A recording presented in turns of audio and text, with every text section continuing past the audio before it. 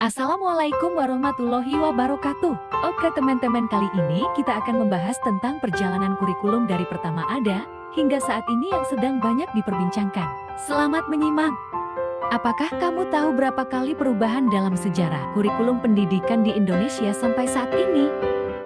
Dalam perjalanan sejarah dari tahun 1945 hingga saat ini, negara kita memiliki lebih dari 10 kurikulum pendidikan nasional yang telah mengalami perubahan. Adapun perubahan tersebut dipengaruhi oleh situasi politik, sosial budaya, ekonomi, dan pertimbangan lainnya. Namun, dari semua perubahan tersebut, kurikulum pendidikan nasional dirancang berdasarkan landasan yang sama, yaitu Pancasila dan Undang-Undang Dasar Negara Republik Indonesia tahun ke-1945. Nah, untuk semakin mengenal kurikulum pendidikan nasional dari masa ke masa, mari kita bahas bersama yuk. Yang pertama, Kurikulum Rencana Pelajaran 1947. Sejarah kurikulum pendidikan Indonesia sampai saat ini dimulai dari Kurikulum Rencana Pelajaran, yakni kurikulum lanjutan yang sebelumnya digunakan semasa penjajahan Belanda, atau disebut juga dengan Leerplan, yang berarti rencana pelajaran. Kurikulum ini memiliki tujuan yang berfokus pada pendidikan pikiran dan pendidikan karakter sebagai warga negara Indonesia. Kurikulum Rencana Pelajaran 1947 mulai diterapkan di sekolah-sekolah sejak tahun 1950. Yang kedua yaitu Kurikulum Rencana Pelajaran Terurai 1952. Kurikulum ini dapat dikatakan sebagai cikal bakal sistem pendidikan Indonesia. Dalam Kurikulum Rencana Pelajaran Terurai sudah terdapat rincian mata pelajaran dan menggunakan silabus sebagai pokok-pokok atau isi materi pelajarannya. Di kurikulum ini juga seorang guru memiliki tanggung jawab untuk mengajar satu mata pelajaran. Yang ketiga yaitu Kurikulum 1964. Pada Kurikulum 1964 pemerintah menerapkan program Pancawardhana sebagai pembekalan di jenjang sekolah dasar SD, yakni pendidikan yang meliputi pengembangan daya cipta, rasa, karsa, karya, dan moral. Kemudian, untuk mata pelajaran diklasifikasikan menjadi 5 kelompok bidang studi yaitu moral, kecerdasan, emosional atau artistik, keterampilan, dan jasmani. Yang keempat yaitu Kurikulum 1968. Kurikulum 1968 adalah penyempurnaan dari Kurikulum Pelajaran Terurai 1952 hingga Kurikulum 1964. Terjadi perubahan dari program Pancawardhana menjadi pembinaan jiwa Pancasila, pengetahuan dasar, dan kecakapan khusus. Kurikulum 1968 bertujuan untuk membentuk manusia Pancasila sejati, kuat secara jasmani, menjunjung kecerdasan dan keterampilan jasmani, moral, budi pekerti, dan beragama. Yang kelima yaitu Kurikulum 1975. Pada Kurikulum 1975 sistem pendidikan memiliki orientasi pada tujuan dengan harapan dapat lebih efektif dan efisien. Di kurikulum inilah mulai dikenal istilah satuan pelajaran atau rencana pelajaran setiap satuan bahasan. Setiap satuan pelajaran diperinci lagi menjadi petunjuk umum, tujuan instruksional khusus, materi pelajaran, alat pelajaran, kegiatan belajar mengajar, dan evaluasi. Banyak sekali yang mengkritik kurikulum ini tidak ideal, dikarenakan beban tugas guru yang terlalu banyak dalam melakukan rincian tersebut. Selanjutnya yang keenam yaitu Kurikulum 1984. Kurikulum ini sering disebut juga sebagai Kurikulum 1975 yang disempurnakan melalui Kurikulum 1984. Siswa mulai ditempatkan sebagai subjek belajar yang diharapkan dapat mengamati sesuatu, mengelompokkan, mendiskusikan, hingga melaporkan.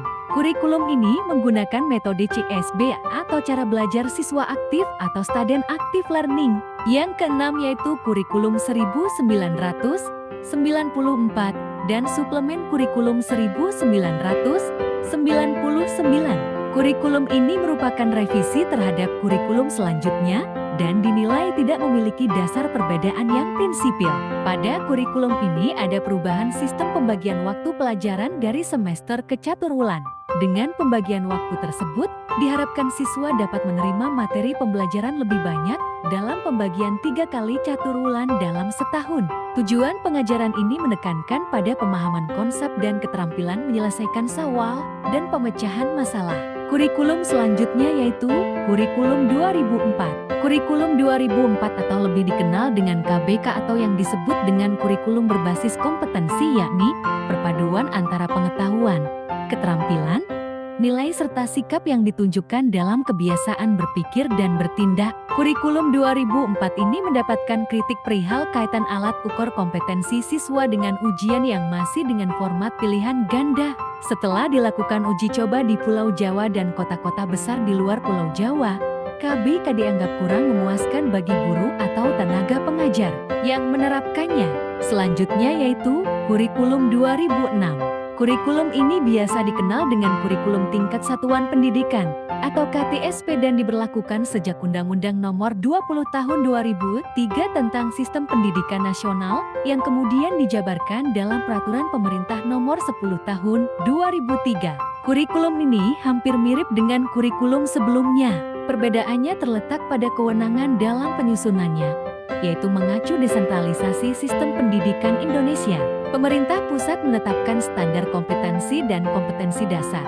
Guru dituntut mampu mengembangkan sendiri silabus dan penilaian sesuai kondisi sekolah dan daerahnya. Secara umum, tujuan kurikulum ini adalah untuk memandirikan dan memberdayakan satuan pendidikan melalui pemberian kewenangan kepada lembaga pendidikan, sekaligus mendorong sekolah untuk melakukan pengambilan keputusan secara partisipatif. Selanjutnya yaitu Kurikulum 2013. Kurikulum ini lebih menekankan pada pendidikan karakter. Implementasinya, pendidikan karakter diintegrasikan dalam seluruh pembelajaran pada setiap bidang studi. Selain itu, kurikulum ini menekankan pada pembentukan sikap spiritual pada kompetensi inti 1 atau KI pertama dan sikap sosial pada kompetensi inti 2 atau KI 2. Namun, penilaian sikap Ki1 dan Ki2 sudah dihapuskan di setiap mata pelajaran pada Kurikulum 2013 edisi revisi pada tahun 2017. Hanya tersisa untuk mata pelajaran agama dan PPKN saja. Ciri khusus kurikulum ini yakni penilaian berbasis pendidikan karakter, pembelajaran berbasis tematik, dan guru sebagai fasilitator. Artinya, guru dituntut untuk memahami karakter peserta didik agar dapat memberikan kemudahan belajar bagi mereka. Di samping itu, terdapat materi yang dirampingkan dan materi yang ditambahkan. Materi yang dirampingkan terlihat ada di materi Bahasa Indonesia, IPS, PPKN, dan lainnya. Sedangkan materi yang ditambahkan adalah materi matematika. Kurikulum 2013 hingga saat ini masih berlaku dan diterapkan di sekolah-sekolah Indonesia. Perlu diketahui, belum lama ini Kemendikbudristek membeberkan rencana kurikulum baru yang akan berlaku mulai tahun 2022. Kurikulum baru ini dinilai lebih fleksibel sebagaimana diungkapkan oleh Kepala Badan Standar Kurikulum dan Asesmen Pendidikan Kemendikbudristek Anindito Aditomo. Seperti disampaikan Pak Menteri dalam perayaan Hari Guru Nasional, mulai tahun depan Kemendikbudristek akan menawarkan kurikulum yang lebih fleksibel, kata Nino seperti yang dikutip Detik Kedu dari akun Instagram pribadinya. Kurikulum terbaru ini akan lebih berfokus pada materi yang esensial dan tidak terlalu padat materi. Hal ini bertujuan, kata Nino, agar guru memiliki waktu untuk pengembangan karakter dan kompetensi. Kurikulum baru untuk saat masih dalam tahap uji coba pada ribuan sekolah di seluruh Indonesia. Meskipun demikian, Mendikbudristek Nadiem Makarim dalam rapat kerja dengan Komisi 10 DPR RI mengungkapkan, wewenang penerapan kurikulum terbaru ini diberikan kepada masing-masing sekolah. Berdasarkan penuturannya, sekolah tidak akan dipaksa untuk menerapkan kurikulum tersebut. Kurikulum terbaru ini disebut dengan Kurikulum Merdeka Belajar, yaitu bentuk evaluasi dari kurikulum sebelumnya, yakni Kurikulum 2013. Kurikulum ini diluncurkan secara resmi oleh Mendikbudristek Nadiem Makarim pada bulan Februari 2022. Nah, itu dia perjalanan kurikulum dari dulu hingga saat ini. Terima kasih dan semoga bermanfaat.